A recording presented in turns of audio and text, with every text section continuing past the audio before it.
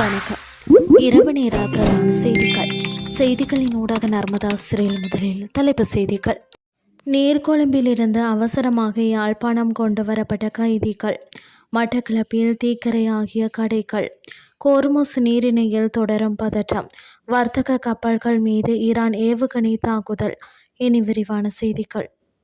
நீர்கொழும்பு சிறைச்சாலையில் ஏற்பட்ட வன்முறை சம்பவங்களை தொடர்ந்து அங்கிருந்த கைதிகளில் 60 பேர் இன்று யாழ்ப்பாணம் சிறைச்சாலைக்கு கொண்டு வரப்பட்டனர். நீர்கொழும்பு சிறைச்சாலையில் கடந்த 2 தினங்களாக கைதிகளுக்கு இடையில் இடம்பெற்ற பயங்கர மோதல்களில் சிறை காவலர்கள் உட்பட 27 பேர் உயிரிழந்துள்ளதுடன் 100க்கும் மேற்பட்டோர் காயமடைந்துள்ளனர். இந்த கோர சம்பவத்தை அடுத்து நீர்கொழும்பு சிறைச்சாலையில் அமைந்துள்ள பகுதி முழுவதும் பதற்றமான சூழல் நிலவி வருகின்றது.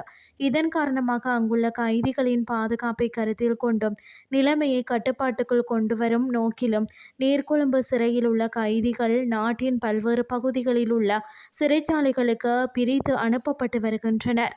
இந்த அவசர இடமாற்ற நடவடிக்கையின் அடிப்படையிலேயே பலத்த பாதுகாப்புடன் 60 கைதிகள் யாழ்ப்பாணம் சிறைச்சாலைக்கு கொண்டு வரப்பட்டுள்ளனர் என்று சிறைச்சாலை தரப்பு தகவல்கள் தெரிவிக்கின்றன.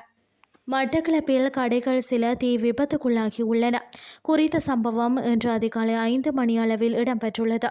மட்டக்களப்பு நகரில் சென்ட்ரல் வீதி மற்றும் பசார் வீதியில் உள்ள கடைகளை இவ்வாறு தீ விபத்துக்குள்ளாகி உள்ளன. சம்பவம் தொடர்பில் மேலும் தெரிய வருகையில் மட்டும் மாநகர சபை தீயணைப்பு பிரிவு மற்றும் காவல்துறை தீயணைப்பு பிரிவினோல் இணைந்து 4 மணித்தியாலம் போராட்டத்தின் பின்னர் காலை 9 மணிக்கு பாரிய தீயை கட்டுப்பாட்டுக்குள் கொண்டு வந்துள்ளனர். இருந்த போதிலும் சென்ட்ரல் வீதியில் உள்ள சிறுவர் ஆடை விற்பனை கடை தொகுதி மற்றும் பசார் வீதியில் உள்ள கையடக்க தொலைபேசி திருத்தும் கடை முற்றாக எரிந்து சாம்பலாகி உள்ளது. தங்க ஆபரண கடைகள் உட்பட 5 கடைகள் சேதமடைந்துள்ளதுடன் இந்த 2 வீதிகளும் தற்காலிகமாக போக்குவரத்து துண்டிக்கப்பட்டுள்ளது. இந்த தீ விபத்து தொடர்பாக மட்ட தலைமையக காவல்துறையினர் மேலதிக விசாரணைகளை மேற்கொண்டு வருகின்றமை குறிப்பிடத்தக்கது. இனி வெளிநாட்டு செய்திகள்.